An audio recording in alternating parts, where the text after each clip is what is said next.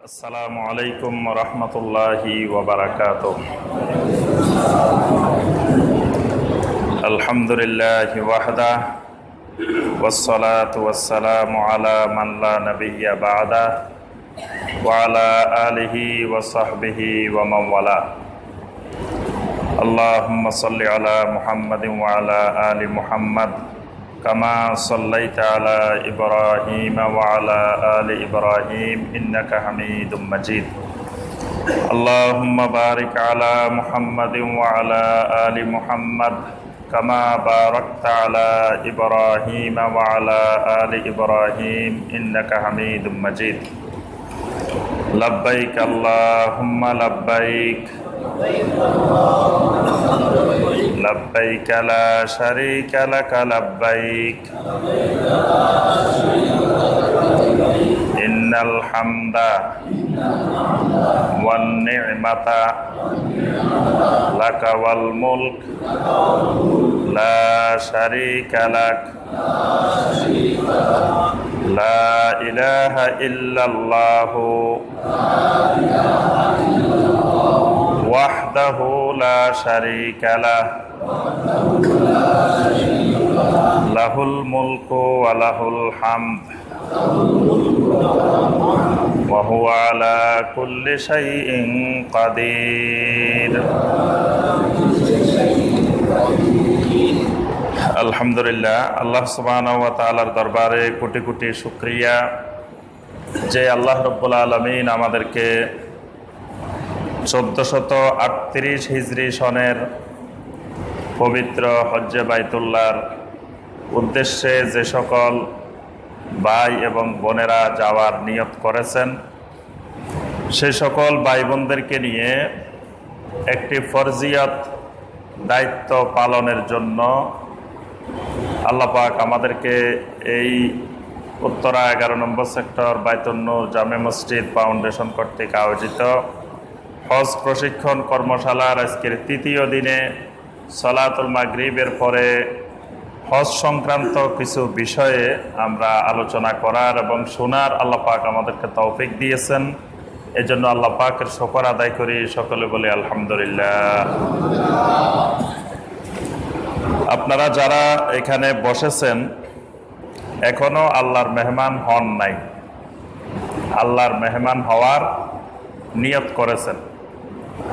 যখন আল্লাহ সুবহানাহু ওয়া তাআলা সেখানে যাওয়ার তৌফিক দিবেন, তখন থেকে ইনশাআল্লাহ আল্লাহ সুবহানাহু ওয়া তাআলার মেহমান হিসাবে গণ্য হবেন ইনশাআল্লাহ। এজন্য হাজীদের আরেক নাম হলো দুয়ুফুর রহমান। দুয়ুফুর রহমান মানে রহমানের মেহমান। আমরা হজের কার উদ্দেশ্যে আমরা হজ করতে যাই বলেন তো দেখি? কি উদ্দেশ্যে হজ করতে যাই? দুইটা জিনিস লাগবে। একটি হলো হজের আমার উদ্দেশ্য কি, আর একটি হলো কার উদ্দেশ্যে, কার উদ্দেশ্যে যাব, আর আমার মূল হজের উদ্দেশ্যটা কি। আমাদের দেখা যায় অনেকেরই নিয়তে গন্ডগোল, কিন্তু আল্লাহ সুবহানাহু ওয়া তাআলা সওয়াব দেন কিসের ভিত্তিতে? নিয়তের ভিত্তিতে। ইন্নামাল আমালু বিন্নিয়াত। নবী সাল্লাল্লাহু আলাইহি ওয়াসাল্লাম বলেন প্রত্যেকটি আমলের সওয়াব নির্ভর করে নিয়তের উপরে। আমরা আমাদের দেশের অনেক ভাই বোন হজে যায়। আমি জিজ্ঞাসা করি, ভাই আপনি হজে যাচ্ছেন কেন, কি উদ্দেশ্যে যাচ্ছেন আর কার উদ্দেশ্যে যাচ্ছেন? তো এই নিয়তেই জানে না অধিকাংশ হাজী সাহেব ভাই বোনেরা। নিয়তে পরিষ্কার নাই, নিয়তে বিশুদ্ধ নাই, নিয়তে গন্ডগোল। তো দেখা যায় এই হাজী সাহেব হজের আগে যেমন শিরক করত, হজ থেকে আসি শিরকের মাত্রা আরো বেড়ে যায়। অনেক হাজী সাহেব আছে হজ থেকে আসার পরে শিরকের মাত্রা আরো বেড়ে গেছে, কুফরের মাত্রা আরো বেড়ে গেছে, বেদাতের মাত্রা আরো বেড়ে গেছে। তারপরে আল্লাহর নাফরমানি হজের আগে যা ছিল হজের পরে আরো, হজের লাইসেন্স যেহেতু পেয়ে গেছে, হাজি লাইসেন্স আলহাজ হয়ে গেছে, তখন অপরাধের মাত্রা আরো বেড়ে যায়। এই বেড়ে যাওয়ার কারণ হলো যে তার নিয়ত বিশুদ্ধ ছিল না। কি উদ্দেশ্যে হজে যাবেন, কার উদ্দেশ্যে যাবেন, এই বিষয়গুলো নিয়ত পরিষ্কার ছিল না। এজন্য হজ করার পরেও তার মধ্যে কোনো পরিবর্তন আসে নাই। এই জন্য হজ ট্রেনিং এর 1 নম্বরে যে জিনিসটি জানতে হবে সেটি হলো হজের উদ্দেশ্য কি, আমি কি উদ্দেশ্যে হজ করব। আপনারা বলেন তো দেখি কি উদ্দেশ্যে হজে যাবেন? যে কি উদ্দেশ্যে? আল্লাহকে রাজি খুশি করার জন্য। জি, আর বাকিদের কোনো নিয়তে নাই, উদ্দেশ্য নাই, এমনি ঘুরে আসবেন যাই নাকি? কোনো নিয়ত নাই, ফরজ আদায় করবে। জি আলহামদুলিল্লাহ, ফরজিয়ত আদায় করার জন্য। জি, তবে মূল যে উদ্দেশ্যে হজ, সেই উদ্দেশ্যটা হলো তাওহীদের প্রশিক্ষণ। হজের মূল উদ্দেশ্য হলো কি? তাওহীদের, আল্লাহ সুবহানাহু ওয়া তাআলার একত্ববাদের প্রশিক্ষণ, একত্ববাদের ট্রেনিং নেওয়ার জন্য হজ। আপনি যে 30 দিন 40 দিন থাকবেন এবং হজের যে মূল দিনগুলো, এই দিনগুলোতে হজের যত কার্যক্রম আছে, হজের যত আনুষ্ঠানিকতা কার্যক্রম দেখবেন, প্রত্যেকটি ইবাদতের সাথে, প্রত্যেকটি আমলের সাথে আল্লাহ সুবহানাহু ওয়া তাআলার তাওহীদ জড়িত, আল্লাহ পাকের একত্ববাদ জড়িত। এখানে মূল উদ্দেশ্য হলো আমার হজের লা ইলাহা ইল্লাল্লাহর ট্রেনিং নেওয়া। এটা লা ইলাহা ইল্লাল্লাহর চূড়ান্ত ট্রেনিং, সর্বোচ্চ ট্রেনিং। বিভিন্ন জায়গায় ট্রেনিং হয়, দেখা যায় 3 দিনের ট্রেনিং, 5 দিনের ট্রেনিং, 7 দিনের ট্রেনিং। প্রত্যেকটা সার্ভিস, প্রত্যেকটা জিনিসের একটা ট্রেনিং হয় না? তা আমি আপনি যে ঈমান এনেছি, ঈমানের চূড়ান্ত ট্রেনিং, ঈমানের সর্বোচ্চ ট্রেনিং হলো হজ্জে বাইতুল্লাহ। এই জন্য দেখেন, আপনি এটা সহজে বুঝতে পারবেন। নবী সাল্লাল্লাহু আলাইহি সাল্লামের উপরে একটা আয়াত নাজিল হয়েছে আরাফার ময়দানে, বিদায় হজের 10ম হিজরির 9 জিলহজ তারিখে আরাফার ময়দানে সূরা আল মায়েদার 3 নম্বর আয়াত নাজিল হয়েছে। এই আয়াতটা হজের আগ পর্যন্ত নাজিল হয় নাই। যখন হজে গেছেন, হজ সম্পন্ন হয়েছে, তখনই আল্লাহ সুবহানাহু ওয়া তাআলা এই আয়াতটা নাজিল করছেন। আয়াতটার অর্থ কি? আল ইয়াউমা আকমালতু লাকুম দীনাকুম ওয়া আতমামতু আলাইকুম নি'মাতি ওয়া রাদিতু লাকুমুল ইসলাম দীনা। আল্লাহ রাব্বুল আলামিন বলে দিলেন, আল ইয়াউমা আকমালতু লাকুম দীনাকুম, আজকের এই দিনে তোমাদের জন্য তোমাদের দিনকে পরিপূর্ণ করে দিলাম। সুবহানাল্লাহ, তোমাদের জন্য তোমাদের দিনকে পরিপূর্ণ করে দিলাম। তোমাদের জন্য, তোমাদের কারা? এই তোমাদের কারা? আমরা, মানে মুসলিমেরা, মুমিনেরা। তোমাদের দিন, তোমাদের দিন মানে কি? দিন 2 রকমের পৃথিবীতে, একটা হলো দিন ইল্লাহ, আর একটা হলো দিনুল কুফর। কাফেরদেরও দিন, মুশরিকদেরও দিন, আবার আল্লাহরও দিন আছে। একটা দিনে হক, একটা দিনে বাতিল। আল্লাহ পাক বলতেছে তোমাদের দিন তোমাদের জন্য পরিপূর্ণ করলাম। তোমাদের দিন মানে দিনে হক, যেটা হলো ইন্নাদ দীনা ইনদাল্লাহিল ইসলাম। ইসলামকে আজকে পরিপূর্ণ করে দিলাম। আজকে মানে কোন দিন? আল্লাহ পাক বলছেন আজকে, আল ইয়াউম, আজকে তোমাদের জন্য পরিপূর্ণ করে দিলাম। এই আজকের দিনটা কোন দিন? যে 10ম হিজরির 9 জিলহজ, এটা মনে রাখবেন। এই আল ইয়াউম মানে 10ম হিজরির 9 জিলহজ। আল্লাহ পাক বলতেছেন আল ইয়াউমা আকমালতু লাকুম দীনাকুম, আজকের এই দিনে তোমাদের জন্য তোমাদের দিনকে পরিপূর্ণ করে দিলাম। তাহলে এতদিন এত ইবাদত ফরজ হয়েছে, সালাত ফরজ হয়েছে, সিয়াম ফরজ হয়েছে, যাকাত ফরজ হয়েছে, আরো কতগুলো ইবাদত বন্দেগী ফরজ হয়েছে, কিন্তু আল্লাহ পাক দিন পরিপূর্ণ হয়েছে এই কথা বলেন নাই। কারো যদি প্রশ্ন থাকে, আমাদের কাছে কাগজ আছে, আপনারা হাত উঠাইবেন, আমরা পৌঁছে। এতদিন পর্যন্ত কিন্তু দিন পরিপূর্ণ হবার ঘোষণা আসে নাই। ঘোষণা আসছে কখন? হজ সম্পন্ন করার পরে দিন পরিপূর্ণ হবার ঘোষণা আসছে। তাহলে আমার আপনার মধ্যে এতদিন পর্যন্ত দিনের অনেক জিনিসের ঘাটতি ছিল, কিন্তু হজ করার পরে আর দিনের কোনো ঘাটতি আমার আপনার মধ্যে থাকবে না। কারণ এই দিন পরিপূর্ণ, যেই জায়গায় দিন পরিপূর্ণের ঘোষণা আসছে, যে আরাফার ময়দানে আয়াত নাজিল হয়েছে, ইহুদিরা এসে ওমর ইবনে খাত্তাব রাদিয়াল্লাহু তাআলা আনহুকে বলল যে ওমর, তোমাদের কোরআনে এমন একটা আয়াত নাজিল হয়েছে, আল্লাহ যদি আমাদেরকে এই আয়াতটা দিত, তা আমরা ওই দিনকে সেরা ঈদের দিন বানাই নিতাম। আল্লাহ পাক যদি আমাদেরকে এরকম আয়াত দিত। ওমর রাদিয়াল্লাহু তাআলা আনহু বলেন, আল্লাহর কসম, এই আয়াতটা যখন নাজিল হয় আমি ওমর সামনে বসা ছিলাম। সুবহানাল্লাহ। আরাফার ময়দানে বিদায় হজের 9 জিলহজ তারিখে আল্লাহ সুবহানাহু ওয়া তাআলা এই আয়াত নাজিল করছেন। তাহলে এই আয়াত যেখানে নাজিল হয়েছে আপনি যাবেন কোথায়?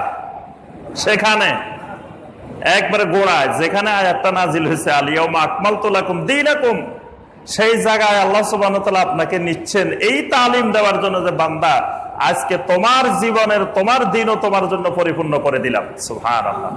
তাহলে হজ থেকে আসার পরে দিনের আর কোনো ঘাটতি আল্লাহর ওই বান্দার মধ্যে থাকতে পারে না। সুবহানাল্লাহ। এমন একটা ইবাদত হজ, অন্য কোন ইবাদতের বিনিময়ে সরাসরি জান্নাতের ঘোষণা দেওয়া হয় নাই। হজের ব্যাপারে কি বলছেন নবী সাল্লাল্লাহু আলাইহি ওয়াসাল্লাম? আল উমরাতু ইলাল উমরা কাফফারাতুল লিমা বাইনাহুমা ওয়াল হজ্জুল মাবরুর লাইসা লাহু জাযাউন ইল্লাল জান্নাহ। সুবহানাল্লাহ। নবী সাল্লাল্লাহু আলাইহি ওয়াসাল্লাম বলেন, হজ্জে মাবরুর এমন একটি ইবাদত যার প্রতিদান জান্নাত ছাড়া আর বিকল্প কিছু নাই। সুবহানাল্লাহ। এমন একটা ইবাদত হজ্জুল মাবরুর যে লাইসা লাহু জাযাউন ইল্লাল জান্নাহ, এটার যা একটাই মাত্র, সেটা জান্নাত। সুবহানাল্লাহ। তাহলে এমন কোন ইবাদত পাইবেন যে সরাসরি যে এটা করলেই জান্নাত, এরকম কিন্তু সরাসরি ঘোষণা কোন ইবাদতের ক্ষেত্রে আসে নাই। কিন্তু হজের ক্ষেত্রে নবী সাল্লাল্লাহু আলাইহি ওয়াসাল্লাম বলেন, আল হজ্জুল মাবরুর লাইসা লাহু জাযাউন ইল্লাল জান্নাহ, এটার একমাত্র প্রতিদান, হজ্জে মাবরুরের প্রতিদানটাই হলো জান্নাত। সুবহানাল্লাহ। এটা এমন একটা ইবাদত, এই ইবাদত করার পরে আল্লাহর বান্দা মাসুম হয়ে যায়। সুবহানাল্লাহ। নবী রাসূলেরা পৃথিবীতে একমাত্র মাসুম, আর কোন মানুষ পৃথিবীতে মাসুম নয়।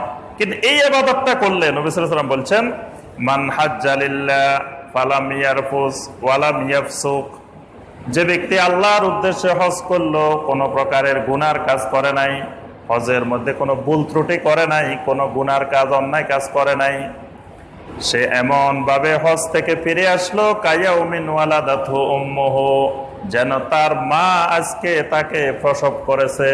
সুবহানাল্লাহ। একেবারে মাসুম হয়ে, গুনাহ থেকে মুক্ত হয়ে সে হজ থেকে ফিরে আসলো। সুবহানাল্লাহ। তাহলে এটা এমন এক ইবাদত যে ইবাদত মানুষকে মাসুম বানাই দেয়। তাহলে এই যে ইবাদতের ফজিলত গুলো যা কিছু বুঝলাম, এইটার মূলে হইল লা ইলাহা ইল্লাল্লাহর ট্রেনিং। এই জন্য নবী সাল্লাল্লাহু আলাইহি ওয়াসাল্লামের চূড়ান্ত কথা, মান কানা আখিরা কালামিহি লা ইলাহা ইল্লাল্লাহ দাখালাল জান্নাহ, যে ব্যক্তির সর্বশেষ আখির কালাম হবে লা ইলাহা ইল্লাল্লাহ দাখালাল জান্নাহ, ওই মানুষটা জান্নাতে প্রবেশ করবে। সুবহানাল্লাহ। যার চূড়ান্ত কালাম আখির কালাম, আখির কালাম তো বুঝেন, আখির কালাম মানে কি? শেষ কথা। আখির কালাম মানে আর কোনো মুলামুলি নাই, আর দামাদামি নাই, এটাই চূড়ান্ত কথা। হইলে নাও, না হয় নিও না। দেখবেন যে আরবদের দোকানে গেলে আরবেরা আপনি যদি বেশি মুলামুলি করেন, আর কইছে আশারা দারাম, আশারা রিয়াল, আপনি কইলেন যে খামসা, শেষে এই লোক বলে দিচ্ছে সামানিয়া রিয়াল। আখের কালাম, বাস, আর কোনো কথাবার্তা নাই, এটা আখের কালাম।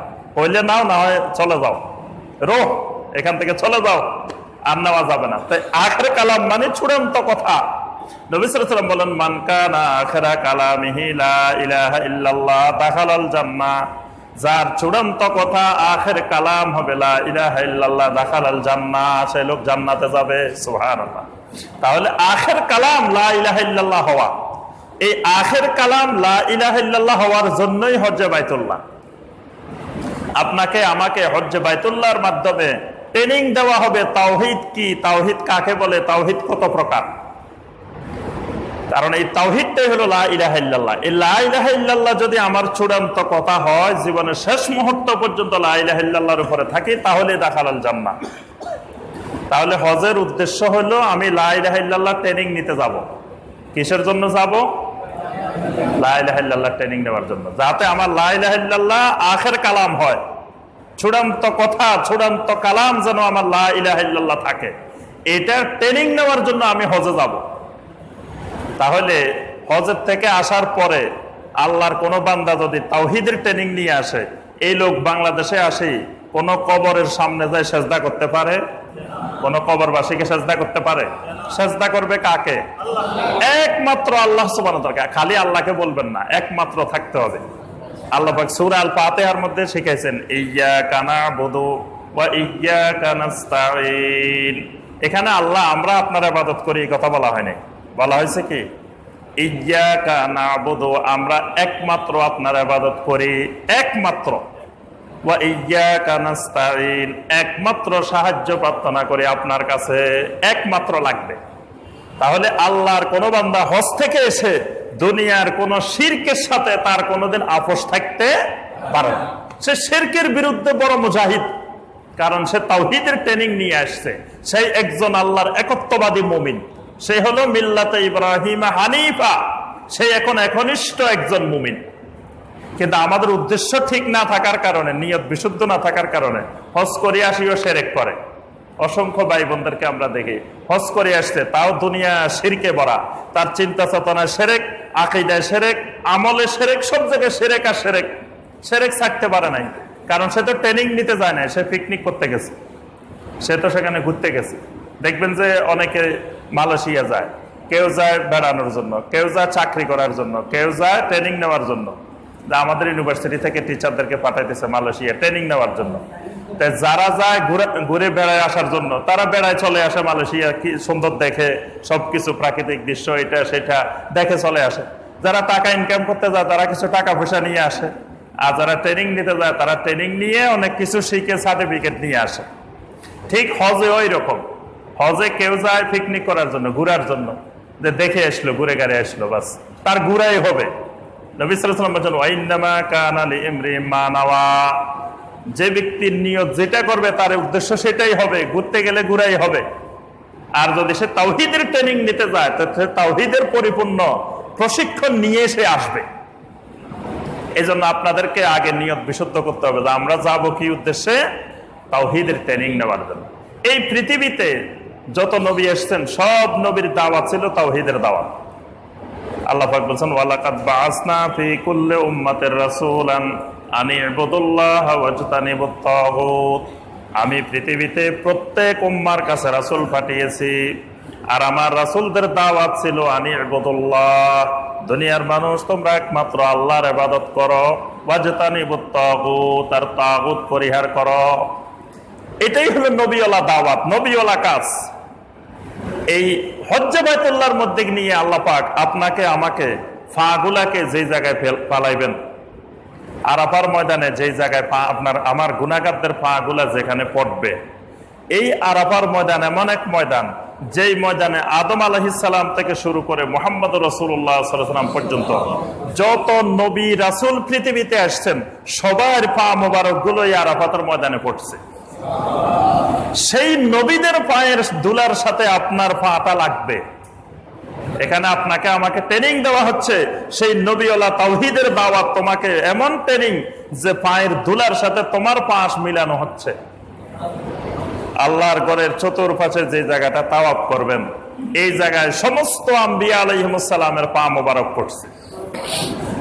সেই পাগুলার সাথে আমার আপনার গুনাহগারদের পাগুলা মিলবে, যাতে আমার আপনার মধ্যে ওই নবীদের খাসিয়ত, নবীদের বৈশিষ্ট্য, নবীদের কাজগুলো যাতে আমার আপনার মধ্যে আসে, এই জন্য ট্রেনিং দেওয়া হচ্ছে সেখানে।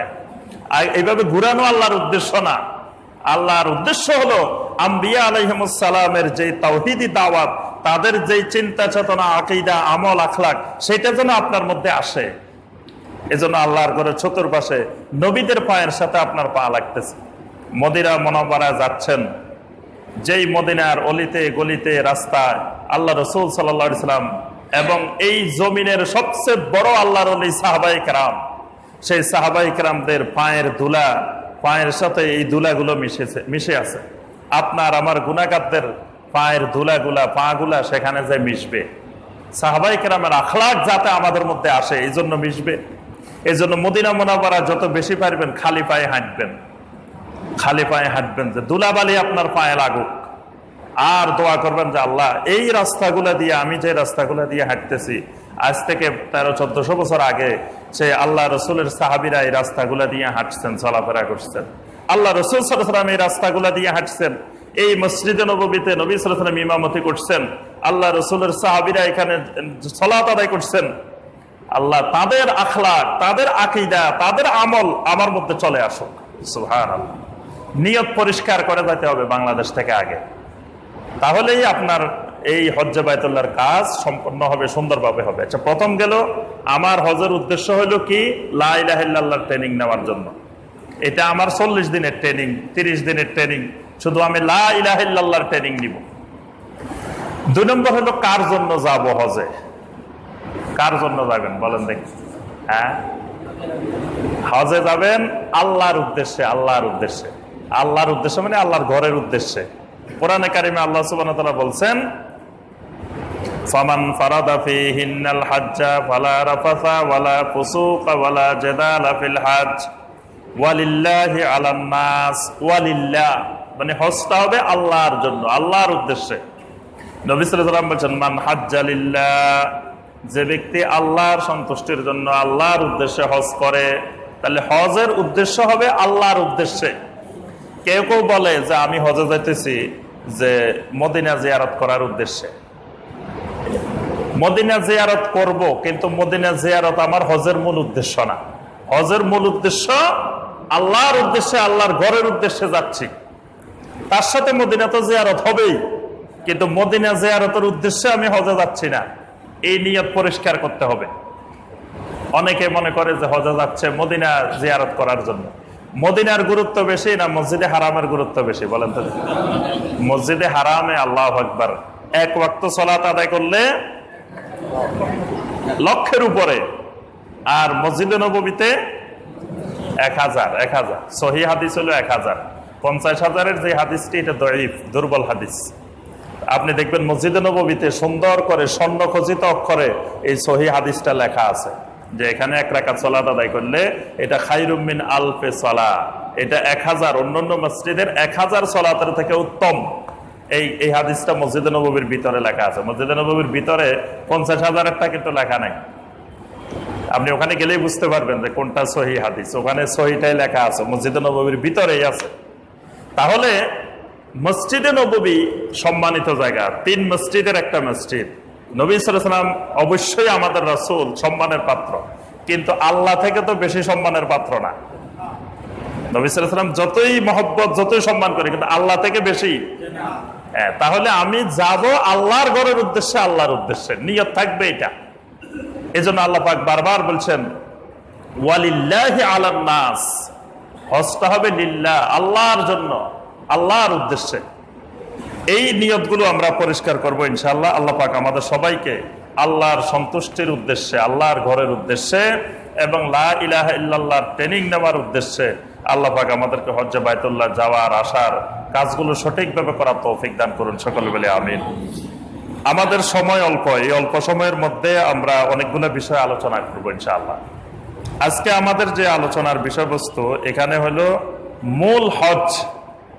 আপনি হজে যদি 40 দিন থাকেন, 40 দিন কিন্তু হজের কাজ নাই। হজের কাজ হলো অল্প কয়দিন। হজের কাজ শুরু হবে আপনার 8 তারিখ থেকে, জিলহজের 8, 9, 10, 11, 12, 13, এই 13, 14 পর্যন্ত ধরেন।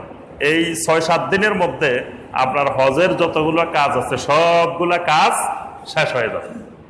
এর আগে পরে হলো আপনি বরকত হাসিলের উদ্দেশ্যে মসজিদে হারামে সালাত আদায় করলেন, মসজিদে নববীতে সালাত আদায় করলেন, অন্য কাজ করলেন, কিন্তু মূল হজের কাজ হলো এই কয়টা দিন, এই 1 সপ্তাহ।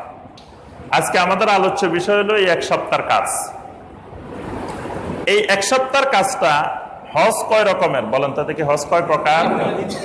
3 প্রকারের হজ। একটা হলো হজ্জে ইফরাদ, হজ্জে কিরান, হজ্জে তামাত্তু। অধিকাংশ হাজি ভাইয়েরা হজ্জে তামাত্তুই করে থাকেন। যারা হজ্জে তামাত্তু এবং হজ্জে কিরান করবেন তাদের শুরু হবে দ্বিতীয় part, second part. First part তো উমরা হয়ে গেছে, প্রথম ধাপে উমরা 1 অংশ হয়ে গেছে, দ্বিতীয় অংশের কার্যক্রম শুরু হবে। আর যারা হজ্জে ইফরাদ করবেন তাদের তো এটাই কাজে একটাই, তাদের কাজে শুধু হজ। তাহলে এই কাজটা শুরু হবে কয় তারিখ থেকে? শুরু হওয়ার কথা 8 তারিখ সকালবেলায়। আপনার ওই দেখবেন যে কিতাবের সাথে প্র্যাকটিক্যাল অনেক কিছু মিলবে না। কিতাবে লেখা আছে একরকম, হাদিসে লেখা আছে একরকম, ওখানে গিয়ে দেখবেন যে কিছু জায়গায় কিতাবের সাথে মিলবে না। এটা কিতাবের সাথে না মিলার কারণ হলো বর্তমান প্রেক্ষাপট, যে ওইভাবে মিলাই করতে গেলে দেখা যায় ব্যবস্থাপনায় কিছু সমস্যা ঘটে। এই জন্য ওই আপনার কিতাবের সাথে কিছু জিনিস গরমিল হবে। আপনার কিতাবে সব জায়গায় বইতে দেখবেন যে 8 জিলহজ সকালবেলায় ফজরের নামাজ পড়ে, ফজরের নামাজ মসজিদে হারামে পড়ে আপনি মিনার উদ্দেশ্যে রওনা দিবেন। কিন্তু দেখবেন যে আপনি 8 তারিখ সকালবেলায় মক্কাতে কেউ নাই, কারণ 7 তারিখ রাত্রেই আপনাকে ওই মিনাতে নিয়ে যাওয়া হবে। কারণ 8 তারিখ সকালবেলায় নিতে গেলে ব্যবস্থাপনায় লক্ষ লক্ষ মানুষ, তাদেরকে নেওয়া অনেক কঠিন ব্যাপার, এজন্য রাত্রেই নিয়ে যায়। এজন্য আপনি আবার বসে থাকবেন না, না আমার কিতাবে লেখা আছে 8 তারিখ ফজরের পরে, আমি আগে যাব না, এই কথা বলে আবার বসে থাকবেন না। বসে থাকলে আপনি একা একা যাইতে পারবেন না, সমস্যায় পড়বেন। কারণ ওখানে লক্ষ লক্ষ মানুষ, আপনার তাবু যেখানে, সব তাবু একরকম, এক ডিজাইনের, নাম্বার খুঁজে পাওয়া, রোড খুঁজে পাওয়া, এটা অনেক কঠিন ব্যাপার। এবং আলেম ওলামা যারা আরবি জানেন তারাও খুঁজে পান না। এক একজন 20-25 বার হজ করিও রাস্তা হারায় বসে থাকেন। প্রতিবারে মনে হয় নতুন। এই মিনা, আরাফাত, মুজদালিফা এগুলো যতবার যাবেন প্রতিবারে আপনার কাছে নতুন।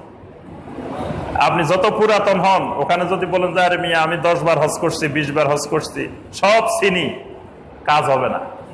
এজন্য আপনার দল যখন চলে যাবে মিনা, আপনিও তাদের সাথে চলে যাবেন। যখন সবাই আরাফাতে যাবে, আপনিও আরাফাতে যাবেন। যখন সবাই মুজদালিফায় যাবে, আপনিও মুজদালিফায় যাবেন। যখন সবাই মিনায় আসবে, আপনি মিনায় আসবেন।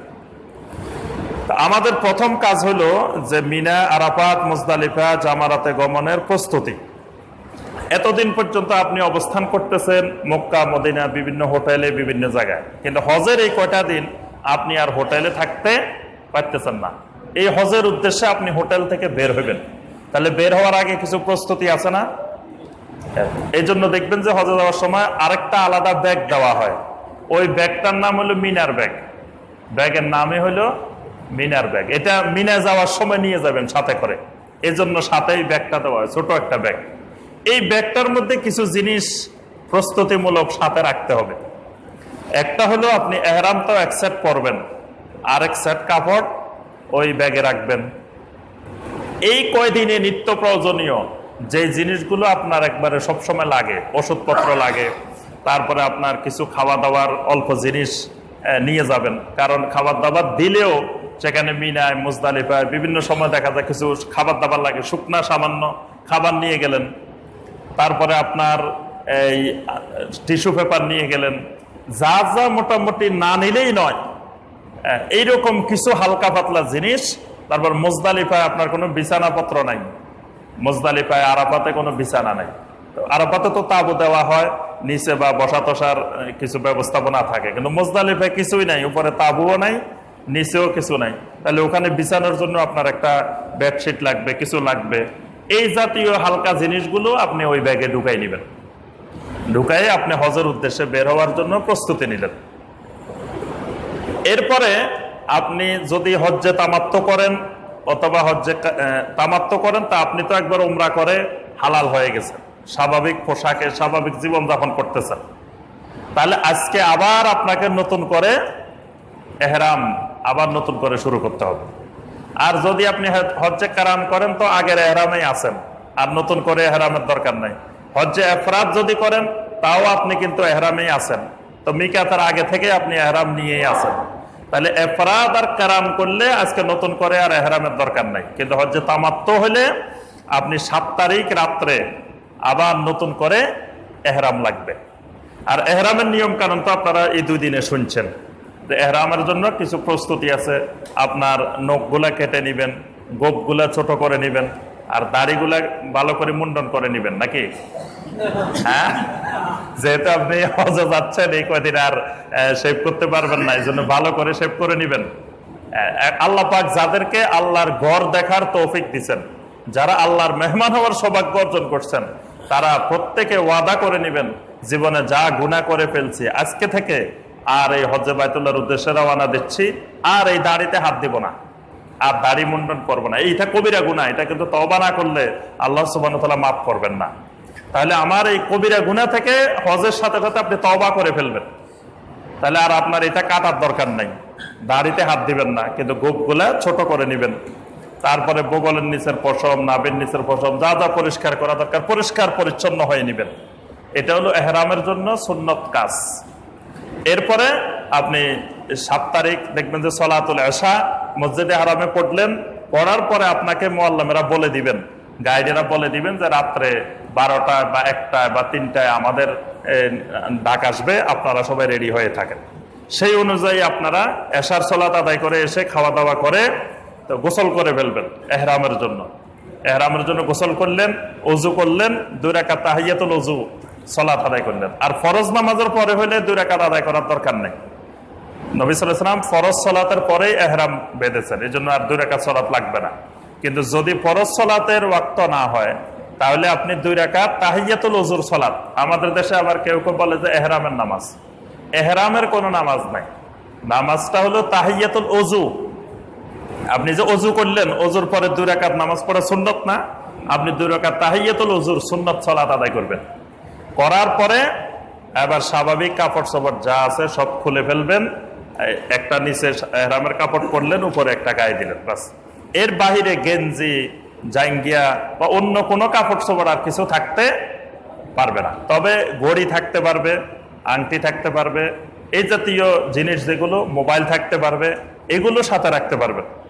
কিন্তু আর অন্য কোনো সেলাইযুক্ত কাপড় থাকা যাবে না। আর মা বোনদের স্বাভাবিক পোশাকেই থাকবে, তারা সেলাইযুক্ত পোশাক পরিধান করতে পারবেন।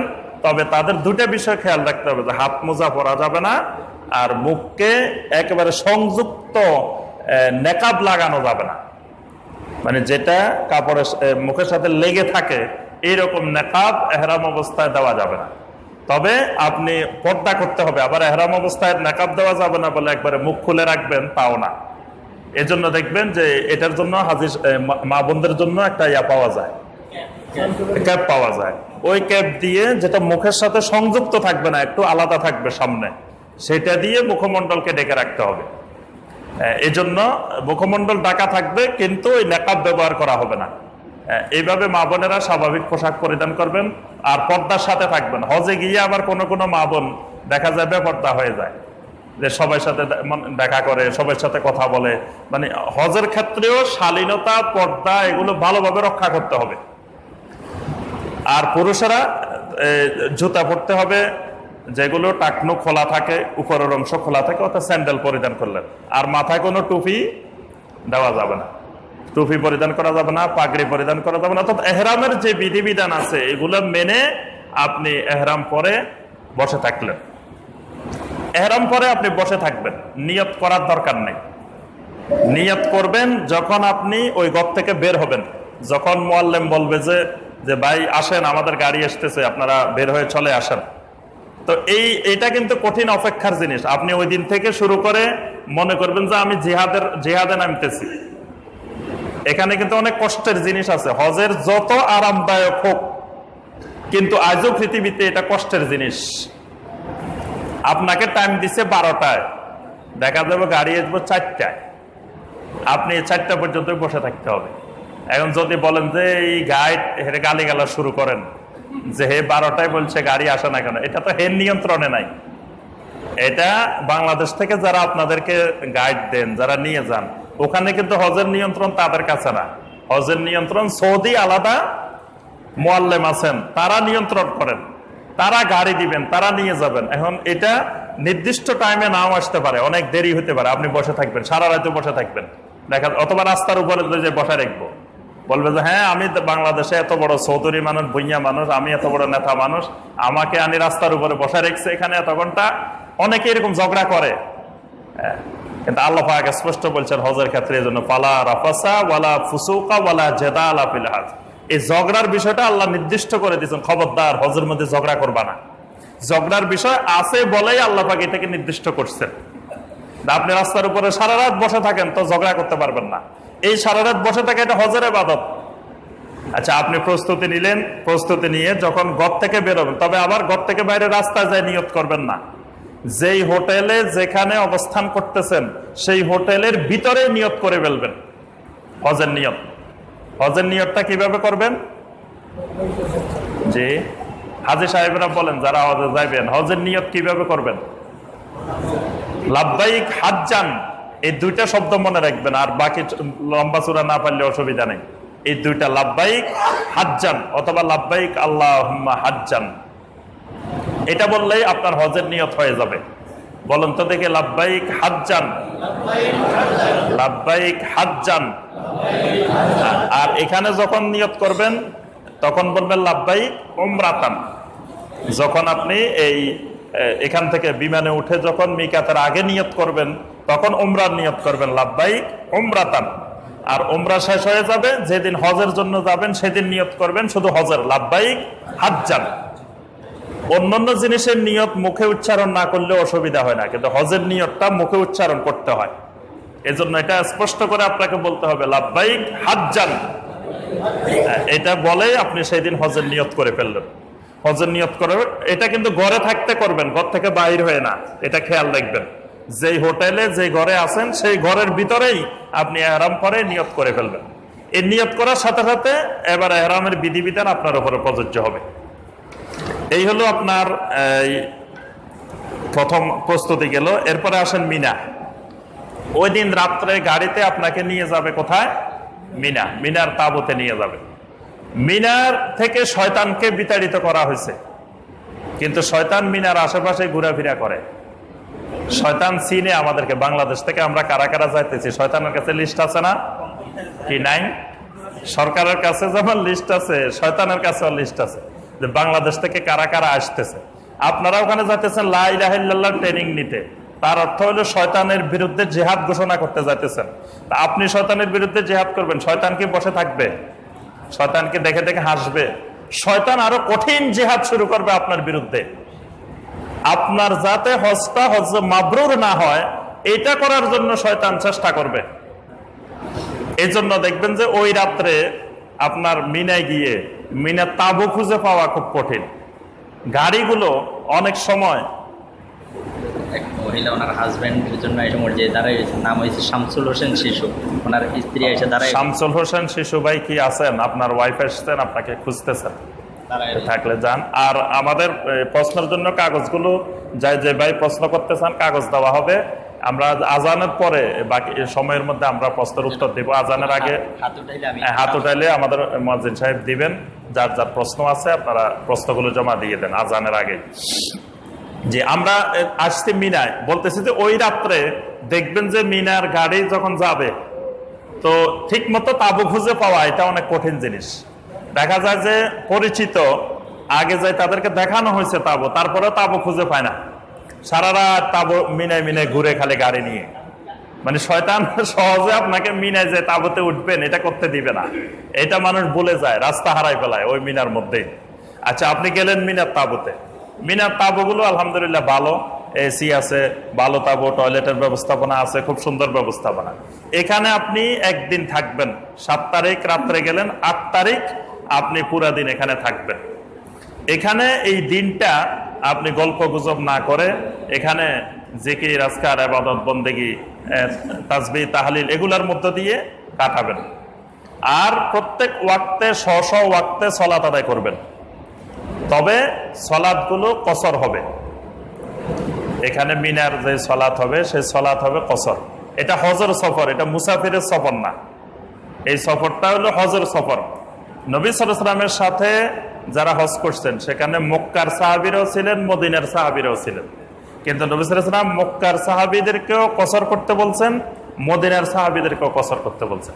অর্থাৎ এটা মুসাফিরের কসর না, এটা হলো কিসের কসর? হজের কসর। এজন্য এই হজের যে কয়টা দিন আপনি সফরে থাকবেন এই কয়টা দিন আপনি মুসাফির। কারণ আপনি তো এক জায়গায় থাকতেছেন না। আপনি এই মক্কা থেকে গেলেন মিনায়, মিনা থেকে যাচ্ছেন আরাফাত, আরাফাত থেকে যাবেন মুজদালিফায়, আবার আসবেন মিনায়, আবার মক্কায়। আপনি তো দৌড়ের মধ্যে আছেন।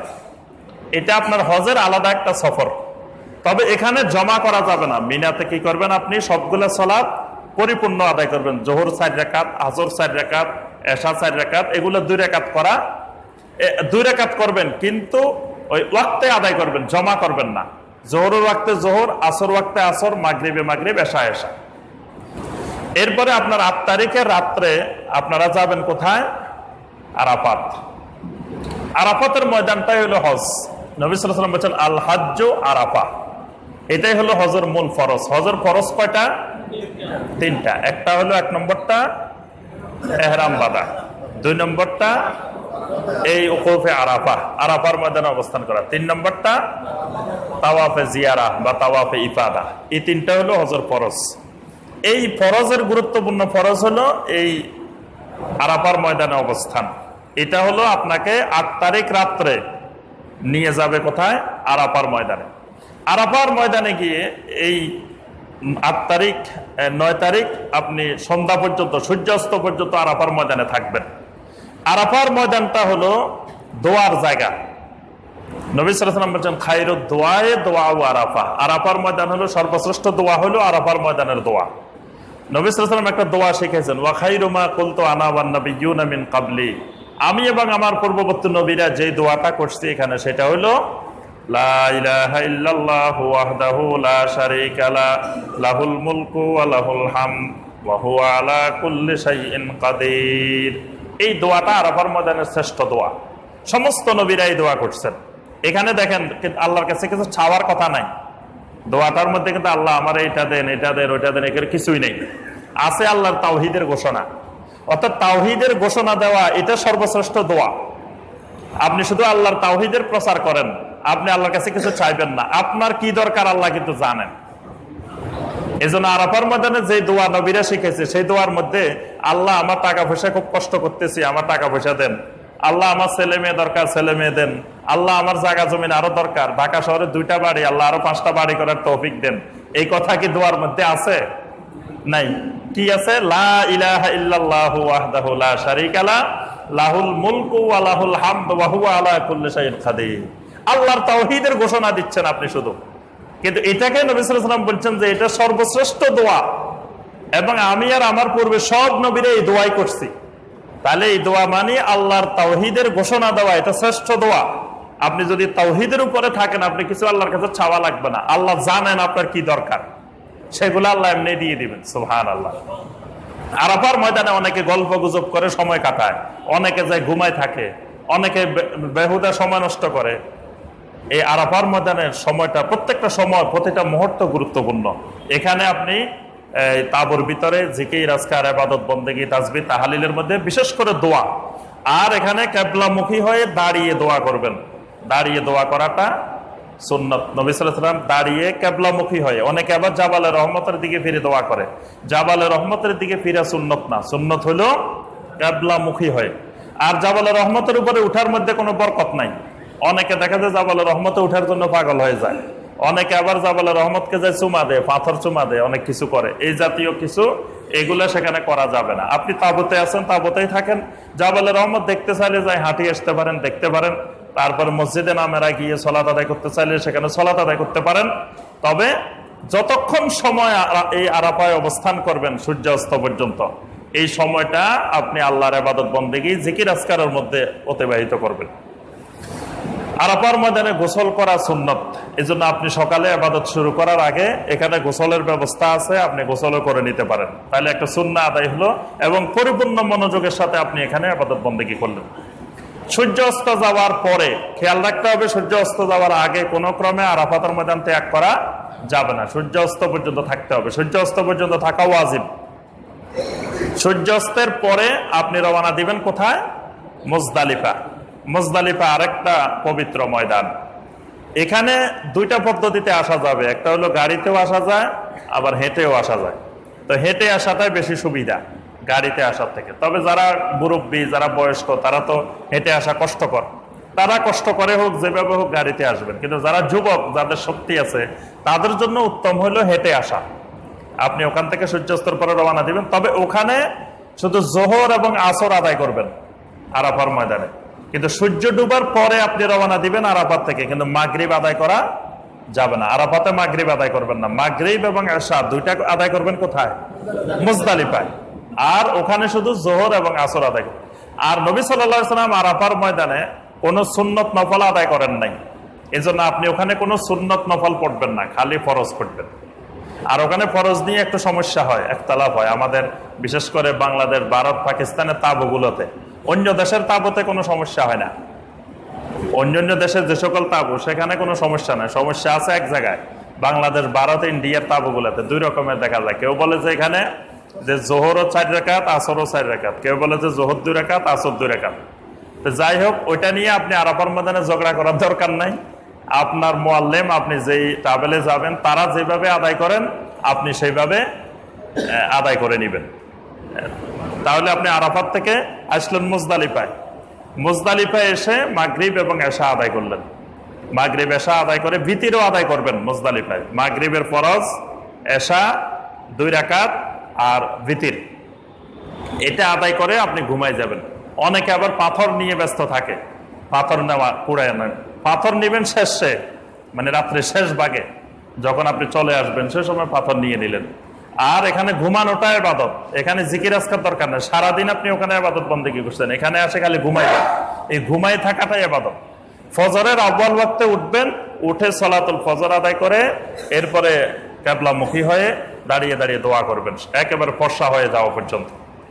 অনেকে দেখা যায় রাতের 12টায় রওনা দিয়ে দেয়। রাত 12টায় রওনা দিবেন যারা অসুস্থ, দুর্বল, নারী, শিশু, এরা। কিন্তু যারা সুস্থ সবল তারা রাত 12টায় রওনা দেওয়া যাবে না। ফজর আদায় করে দোয়া করে ফর্সা হয়ে গেলে তারপরে সেখান থেকে রওনা দিবেন মিনার উদ্দেশ্যে। এরপরে আসি আমরা 10 তারিখের কাজ। 10 তারিখে অনেকগুলা কাজ একসাথে, 5টা কাজ। তবে এই কাজগুলো আবার 11 তারিখ 12 তারিখ পর্যন্ত বিলম্ব করে করা যায়। 1 নম্বর কাজ হলো বড় জামারায় পাথর নিক্ষেপ করা। 2 নম্বর কাজ যাদের উপরে হাদি জবাই করা ওয়াজিব তারা হাদি জবাই করা।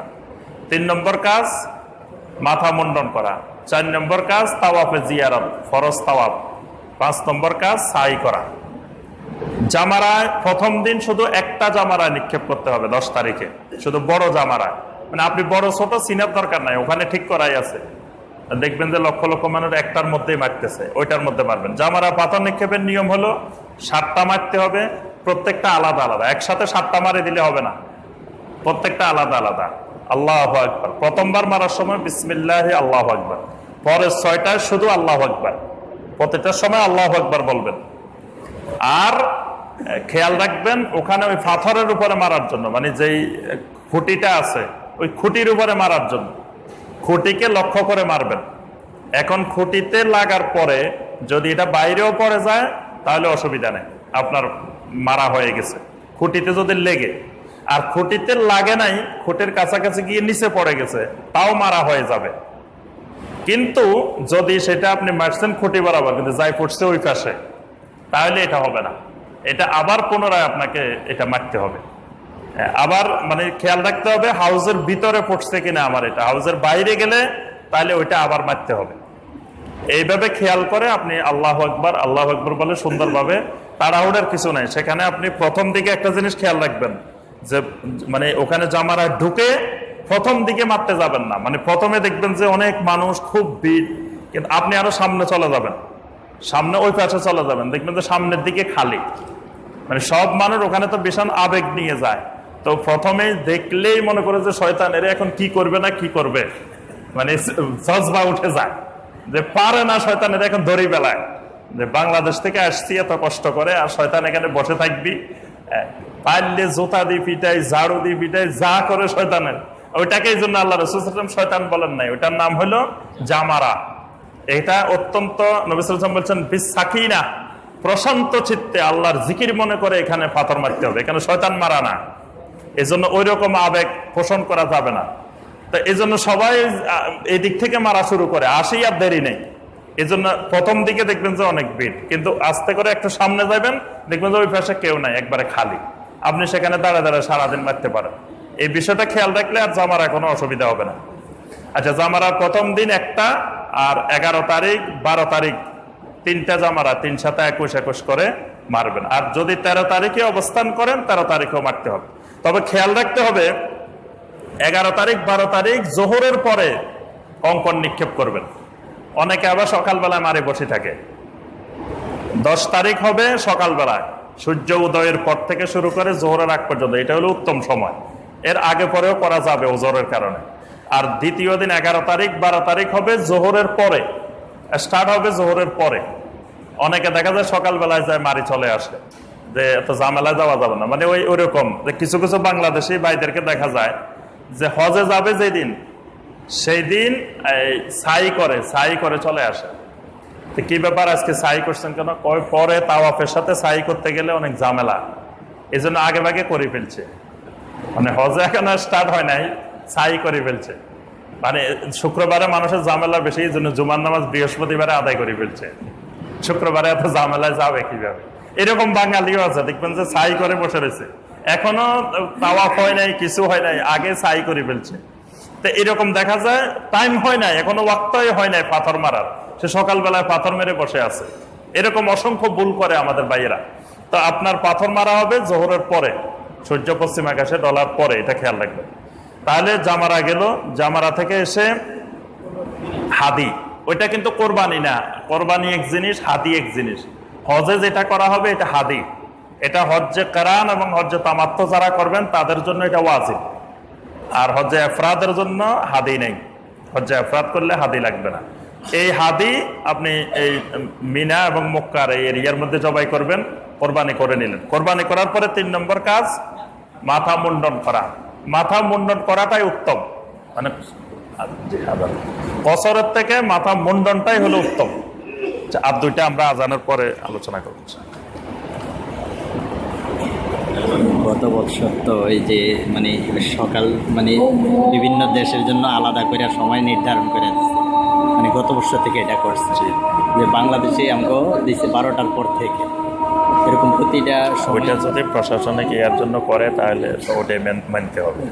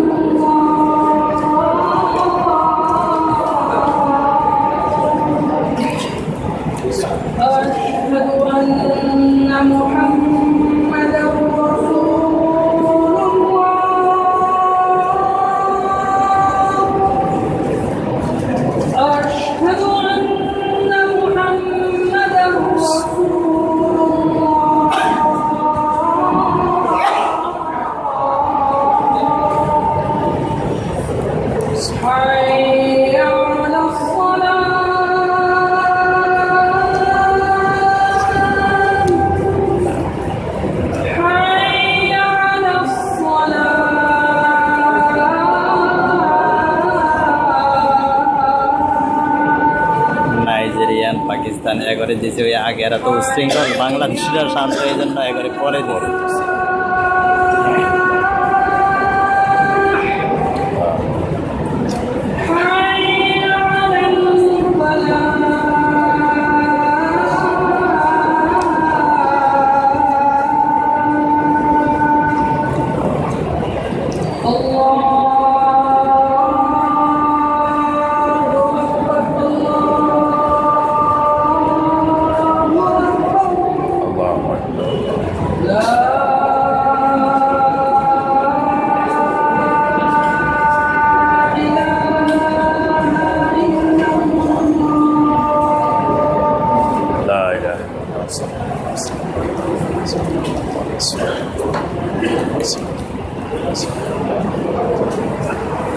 আলহামদুলিল্লাহ, আমরা বাকি যেই বিষয়গুলো আছে সংক্ষেপে আমরা শেষ করে দিচ্ছি।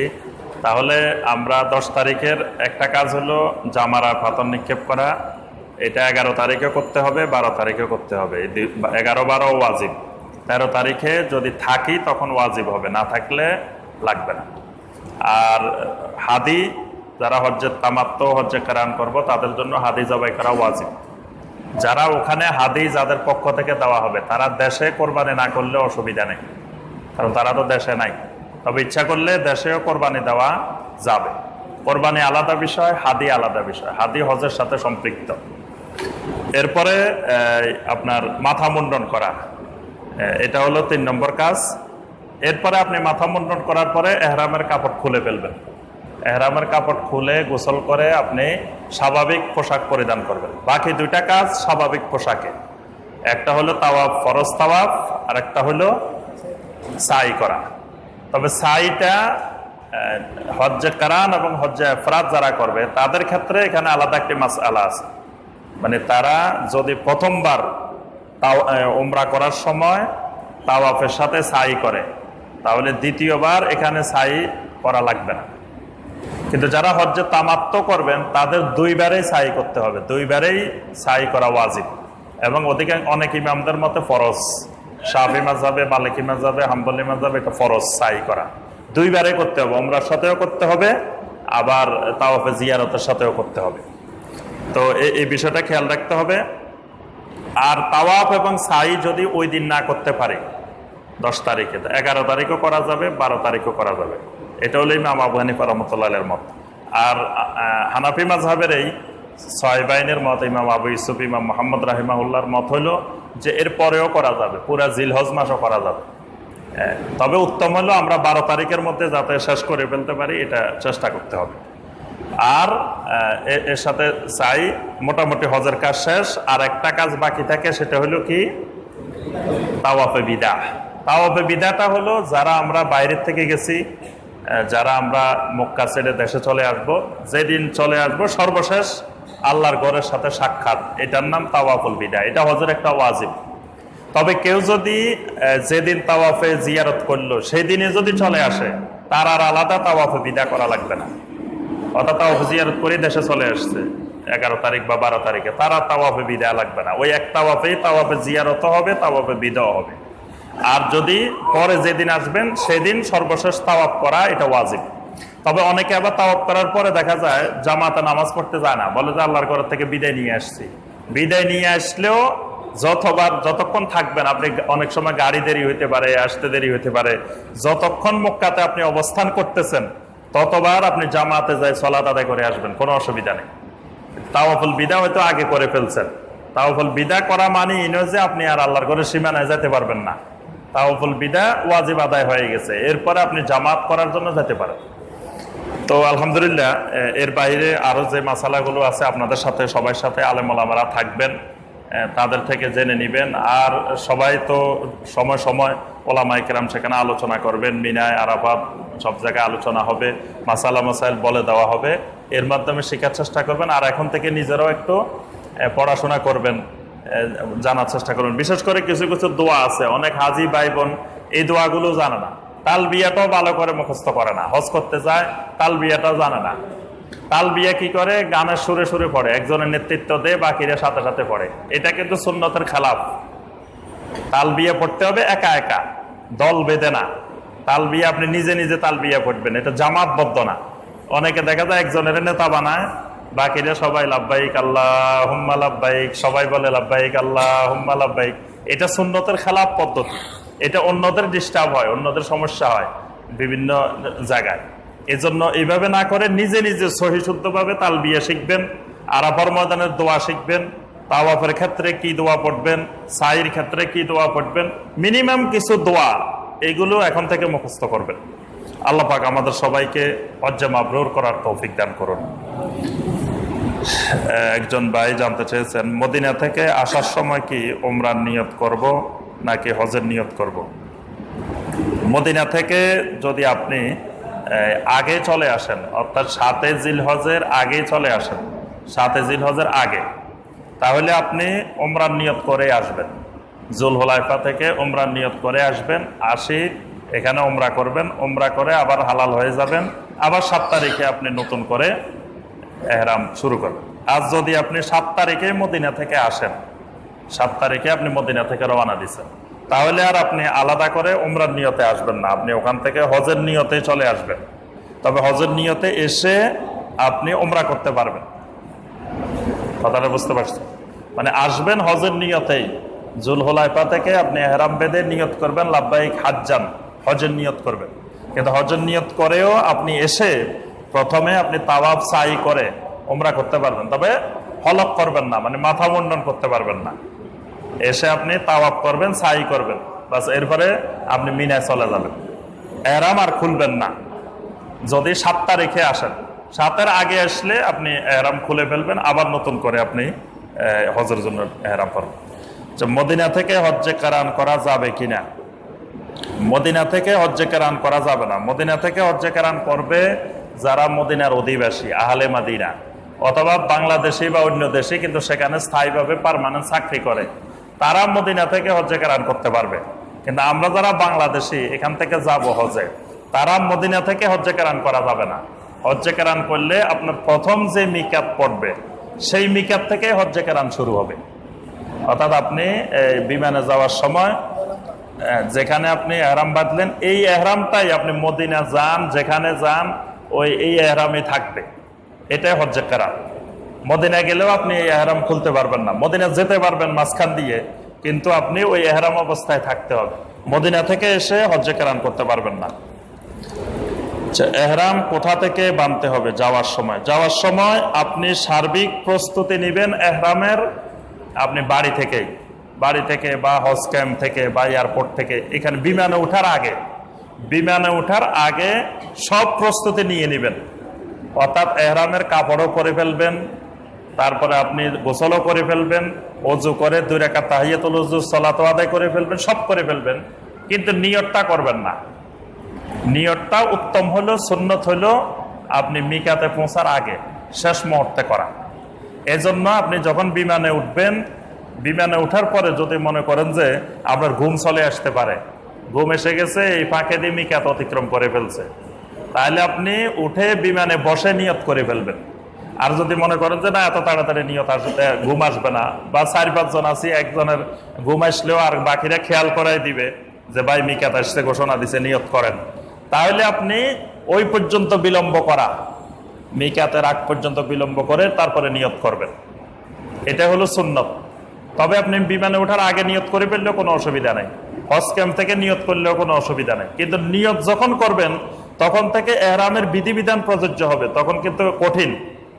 আপনি নিয়ত করে ফেললে এর আগ পর্যন্ত আপনি এহরামের কাপড় পরা মানে আপনি এহরামের হুকুম আকাম প্রযোজ্য হবে না। কিন্তু যখন নিয়ত করবেন তখন থেকে এহরামের হুকুম আকাম প্রযোজ্য হবে। মদিনা থেকে হজের উদ্দেশ্যে আসার সময় এটা হলো যে জুলহুলাইফা, মদিনা থেকে আসলে জুলহুলাইফা থেকেই আপনি নিয়ত করে চলে আসবেন। আর হজের সময় কোরবানি করলাম, দেশে কি আবার করতে হবে? এটা তো আমরা একটু আগে বলছি যে হজের সময় কোরবানি হবে না, হজে তো কোরবানি নেই। হজের এটার নাম কোরবানি না, এটার নাম হলো হাদি। এটা হজের ওয়াজিব। এই হাদি জবাই করা এটা ওয়াজিব, হজ্জে তামাত্তু এবং হজ্জে কারানের জন্য করতেই হবে। হজ্জে ইফরাদ হলে করা লাগবে না। আর ইচ্ছা করলে আপনার দেশে করতে পারবে, সেটা নফল কোরবানি, সেটা ওয়াজিব হবে না। কারণ আপনি দেশে নাই, আপনি মুসাফির অবস্থায় আছেন ওখানে, তাহলে তো আপনার উপরে এখানে কোরবানি ওয়াজিব হবে না। তবে বাড়িতে ইচ্ছা করলে ফ্যামিলি থেকে দিতে পারবে নফল কোরবানি হিসাবে, আর না দিলেও কোনো অসুবিধা নেই। জি জি জি আচ্ছা, এরপরে বদলি হজ কে করতে পারবে? বদলি হজ যিনি আগে একবার হজ করেছেন এরকম ব্যক্তি বদলি হজ করবেন। আর বদলি হজের ক্ষেত্রে খেয়াল রাখতে হবে, যিনি হজের হুকুম আকাম বিধিবিধান জানেন, সুন্নতের ইত্তেবা করেন, আলেম ওলামা, ভালো মানুষ, এরকম লোকদেরকে দিয়ে হজ্জে বদলি হজ করানোটা উত্তম। এমন ব্যক্তি পাঠালেন যিনি হজের হুকুম আকাম জানে না, কিছুই জানে না, নিয়ম কানুন, সেটা না করে, তবে খেয়াল রাখতে হবে যাতে যিনি হজ্জে বদল করবেন তিনি আগে হজ করছেন এরকম হবেন। যদিও কোনো কোনো আলেম বলছেন যে এরকম লোক না পাওয়া গেলে যিনি করেন নাই তাকে দিয়েও করানো যাবে, কিন্তু সরাসরি নবী সাল্লাল্লাহু আলাইহি ওয়াসাল্লামের হাদিস আছে যে নবী সাল্লাল্লাহু আলাইহি ওয়াসাল্লাম শুবরামা নামক একজন সাহাবীকে দেখলেন যে তিনি হজের সময় আরেকজনের পক্ষ থেকে হজের নিয়ত করতেছেন। তিনি শুবরামার পক্ষ থেকে একজন সাহাবী হজের নিয়ত করতেছেন। তো নবী সাল্লাল্লাহু আলাইহি ওয়াসাল্লাম তাকে জিজ্ঞাসা করলেন, তুমি কি তোমার নিজের হজ করছো? বলছে যে না, আমি নিজেরটা করিনি। তো নবী সাল্লাল্লাহু আলাইহি ওয়াসাল্লাম বলছেন যে ফাহুজ্জে আন নাফসিক সুম্মা হুজ্জে আন শুবরামা, আগে তোমার নিজের হজ করো, তারপরে শুবরামার হজ করো। তো এই জন্য প্রথমে নিজেরটা আদায় করতে হবে, তারপরে আপনার যার বদলি হজ করবেন তার করবেন। তো আবার কেউ কেউ এখানে বলেন যে যাকে বদলি হজে পাঠাচ্ছে ওনার উপরে তো হজ ফরজ না, তাহলে উনি নিজের হজ কিভাবে করবে? এখন আপনি যখন কাউকে টাকা পয়সা দিয়ে পাঠাচ্ছেন, যখন টাকা পয়সা দিচ্ছেন কিন্তু আপনি, ওনার উপরে হজ ফরজ ছিল না, কিন্তু আপনি দেওয়ার পরে ওনার উপরে হজ ফরজ হয়ে গেছে। এখন হজ করলে উনারটাই হবে, আপনারটা আর হবে না। মানে এতক্ষণ ওনার উপরে হজ ফরজ ছিল না, কিন্তু আপনি টাকা দিচ্ছেন, এই কারণে ওনার উপরে ফরজ হয়ে গেছে। এবার ওনারটা হয়ে যাবে, আপনারটা আর হবে না।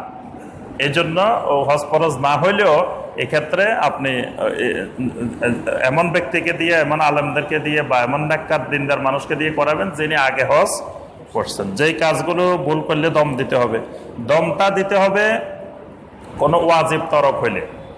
যেমন নামাজে ওয়াজিব তরক হইলে আমরা সাজদায়ে সাহু দিই, হজের মধ্যে কোনো ওয়াজিব তরক হইলে দম দিতে হয়। অনেকে আবার মানে নির্দিষ্ট করে জানে না কোনো ওয়াজিব তরক হয়েছে কিনা, সন্দেহ করেই আপনার দম দেয়, বলে যে এটা যদি ভুল ত্রুটি হয় আল্লাহ যাতে মাফ করে দেয়, জন্য আমার পক্ষ থেকে দম। তা আপনি নামাজ পড়লেন, নামাজ পড়ে ভুল হয়েছে কিনা কোনো ওয়াজিব আপনি জানেন না, সাজদায়ে সাহু দিলেন যে যদি কোনো কান্তি ভুল হয়ে যায় আল্লাহ যাতে মাফ করে দেয়, এই উদ্দেশ্যে প্রত্যেক নামাজে সাজদায়ে সাহু দেন খালি, তাহলে কি নামাজ হবে? হজের ক্ষেত্রে এরকম দুর্বল সন্দেহ পোষণ করা যাবে না যে আমার ভুল হইতে পারে। নিশ্চিত যদি না জানেন যে আপনার কোনো ওয়াজিব তরক হয়েছে, তাহলে আপনার এই দম দেওয়া দরকার নেই। যদি নিশ্চিত কোনো ওয়াজিব, হজের ওয়াজিবগুলো খেয়াল রাখবেন। ওয়াজিবগুলো কি কি? আপনার ওয়াজিব হলো যেমন আপনার আরাফার ময়দানে সূর্য অস্ত পর্যন্ত আপনার অবস্থান করা, এটা ওয়াজিব। সূর্য ডুবার আগে যদি চলে আসেন তো দম দিতে হবে। তারপরে মিকাতের আগে আপনার এহরামের পোশাক পরিধান করা, এটা ওয়াজিব। আপনি মিকাত পার হয়ে গেছেন তাও এহরামের পোশাক পরেন নাই, তো দম দিতে হবে।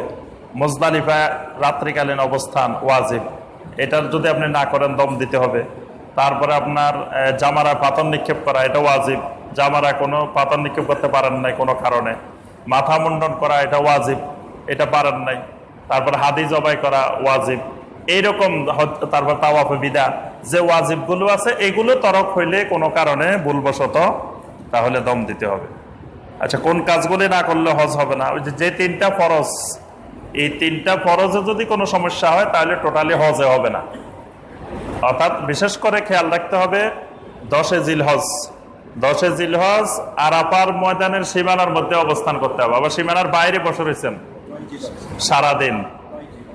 9 জিলহজ, 9 জিলহজ আপনি যদি আরাফার সীমানার বাইরে যাই বসে থাকেন, বাইরে বসে ইবাদত বন্দেগী করতেছেন, তাহলে আপনার হজে হয় নাই। এই জন্য আরাফার ভিতরে অবস্থান করতে হবে, এই অবস্থানটা ফরজ। তারপরে আপনার তাওয়াফে জিয়ারত ফরজ আর এহরাম ফরজ, এই তিনটা ফরজ না হলে টোটালি হজে হবে না। এগুলো আবার দম দিলেও কাজ হবে না, ফরজ দম দিলে হবে না, ওয়াজিবের জন্য শুধু দম দিতে হবে। আচ্ছা, ওমরা হজ করতে কি কয়বার করা যাবে? ওমরা তো হজ না, এটা আরেক ভ্রান্ত ধারণা আমাদের দেশে। আমাদের দেশের অনেক লোকেরা ওমরা হজ বলে, ওমরা হজ না। ওমরা ওমরা, হজ হজ, দুটা দুই জিনিস। একটা হলো ফরজ আর একটা হলো সুন্নত। আপনি কয়েক লক্ষ ওমরা মিলাইলেও একটা হজের সমান হবে না। হজ এক জিনিস, ওমরা ভিন্ন জিনিস। ওমরা হলো একটা সুন্নাহ। ওমরা আপনি প্রতি বছরও করতে পারেন, কোনো অসুবিধা নাই। ওমরা কয়বার করবেন এটা নির্দিষ্ট করা নাই। হজ জীবনে একবার করা ফরজ, এরপরেও আপনার কাছে কোটি কোটি টাকা থাকলেও প্রতি বছর হজে যাওয়া ফরজ না। একবার করছেন জীবনে, বাস ফরজিয়ত আদায় হয়ে গেছে। আর ওমরা আপনি ইচ্ছা করলে বছরে কয়েকবারও যেতে পারেন। হ্যাঁ, তবে নবী সাল্লাল্লাহু আলাইহি ওয়াসাল্লামের একটা হাদিসে নিষেধ করা হয়েছে যে একবার মাথা মুন্ডন করার পরে এই চুলগুলো আবার মুন্ডন করার উপযুক্ত হওয়ার আগে কেউ যেন ওমরা না যায়। এই জন্য ইমাম শাফি রহমতুল্লাহ আলাইহি, ইমাম আহমদ বিন হাম্বল রহমতুল্লাহ বলছেন মিনিমাম 6 মাস এই চুলগুলা আবার মুন্ডনের উপযোগী হইতে মিনিমাম 6 মাস। এই জন্য 6 মাস আগে দ্বিতীয়বার ওমরা যাওয়াকে ইমাম শাফি এবং ইমাম আহমদ মাকরু বলছেন। ইমাম আবু হানিফা রহমতুল্লাহ আলাইহি নির্দিষ্ট দিন নির্ধারণ করেন নাই, কিন্তু একেবারে ঘন ঘন করা এটাকে মাকরু বলছেন। তো এই জন্য ওই আবার হজে গিয়ে দেখা যায় আমাদের কোনো কোনো ভাই বোন, ওইটাই বলতেছে যে হজে গিয়ে অনেক ভাইকে দেখা যায় প্রতিদিন কয়েকটাও করে ওমরা, সকালে একটা, দুপুরে একটা, বিকালে একটা। আয়েশা মসজিদে 5 রিয়াল দিয়ে যায়, আবার আসে আসি এসে খালি ওমরা করে, মনে করে যে জীবনে একবার আসতে পারছি, মা বাবা পূর্বপুরুষ যা আছে সবার নামে নামে ওমরা। ওমরা যদি এত সহজ হইতো, এই পদ্ধতি রাসূল সাল্লাল্লাহু আলাইহি ওয়াসাল্লামের পদ্ধতি না। ওমরা শুধু একবারে করবেন, আর মায়ের জন্য বাবার জন্য করতে চাইলে আবার বাংলাদেশে আসি, আবার নতুন করে যাবেন। আয়েশা মসজিদ আমার আপনার জন্য মিকাত না, এটা খেয়াল রাখবেন। আয়েশা মসজিদ মিকাত হলো 3 শ্রেণীর লোকের জন্য মিকাত। এক শ্রেণীর লোক হলো যারা আহলে মক্কা, যারা মক্কার স্থায়ী বাসিন্দা, তাদের জন্য মিকাত। আরেক শ্রেণীর লোক হলো যারা স্থায়ী বাসিন্দা না, কিন্তু স্থায়ীভাবে থাকার পারমিশন পাইছে, যেমন আমাদের দেশ থেকে কাজ করতে যায়, তাদেরকে ওখানে স্থায়ীভাবে পারমিশন দিছে, তুমি এখানে থাকতে পারবা। আমাদেরকে আমাদের ভিসার মধ্যে লেখা থাকে মাউসামুল হজ, হজের মৌসুমে, হজের মৌসুমের পরে থাকলে আপনার ফিটে ওখান থেকে বের করা হবে। তাহলে আপনাকে ওখানে স্থায়ী থাকার পারমিট দেওয়া হয় নাই। যাদের স্থায়ী থাকার পারমিট দেওয়া হয়েছে তাদের জন্য আয়েশা মসজিদ মিকাত। আরেকটা হলো অসুস্থ মহিলাদের জন্য এটা মিকাত, যে অসুস্থতার জন্য তিনি ওমরা করতে পারেন নাই, পরে সুস্থ হয়েছেন, তার জন্য মিকাত। আপনি আমি কি 3 শ্রেণীর মধ্যে পড়ি কিনা? যদি না পড়ি তাহলে আয়েশা মসজিদ থেকে ওমরা করলে আপনার ওমরা হবে না। আপনার যদি ওমরা করতে চান তা আপনি আবার ওই যে মিকাত গুলো আছে ইয়ালামলাম পার হয়ে চলে আসতে হবে, অথবা ওই যে জুলহুলাইফা পার হয়ে ওদিকে যেতে হবে। বাহিরের যে মিকাত গুলো, এই মিকাত গুলো অতিক্রম করে তারপরে আবার যাইতে হবে। এজন্য সকাল বিকাল মা বাবা সবার জন্য ওমরা করা, এটা নবী সাল্লাল্লাহু আলাইহি ওয়াসাল্লামের সুন্নতের খেলাফ। নবী সাল্লাল্লাহু আলাইহি ওয়াসাল্লাম বিদায় হজে একটাই ওমরা করছেন, সাহাবায়ে কেরাম একটাই ওমরা করছেন, এক সফরে একাধিক ওমরা করেন নাই। তবে কেউ যদি মদিনা সফরে যান, মদিনা থেকে যেহেতু আরেকটা মিকাত আপনি অতিক্রম করে আসবেন, তখন আরেকটা ওমরা করতে পারবেন। তাইফ থেকেও যদি ওদিক থেকেও আসেন, ওদিক থেকেও একটা মিকাত আছে, ওই মিকাত অতিক্রম করে করতে পারবেন। তাওয়াফ অসংখ্যবার, তাওয়াফ ডেলি 5 বার 10 বার যতবার পারেন। আর তাওয়াফের সওয়াবটাই আপনি মায়ের জন্য, বাবার জন্য, সবার জন্য। এবার তাওয়াফটা করতেছেন, আপনি নিয়ত করেন যে আল্লাহ এই তাওয়াফটা সওয়াব আমার আব্বার কবরে পৌঁছায় দিও, এই তাওয়াফটা সওয়াব আমার আম্মার কবরে পৌঁছায় দিও, এটা আমার ভাইয়ের কবরে পৌঁছায় দিও, এটা আমার বোনের জন্য, এটা অমুকের জন্য। বাস শত শত করতে পারেন। এটা যত করবেন তত লাভ। একবার তাওয়াফ করলে নবী সাল্লাল্লাহু আলাইহি ওয়াসাল্লাম বলছেন একটা গোলাম আযাদ করা সওয়াব। সুবহানাল্লাহ। এবার যতবার করতে পারেন। কিন্তু ওই কোন অনেক ভাই আছে তাওয়াফ করে না, শুধু আয়েশা মসজিদে দৌড়াদৌড়ি করে, শুধু উমরা করে। এটা না করাই উত্তম, না করে শুধু বেশি বেশি তাওয়াফ করবেন। সুবহানাকাল্লাহুম্মা বিহামদিকা আশহাদু আল্লা ইলাহা ইল্লা আনতা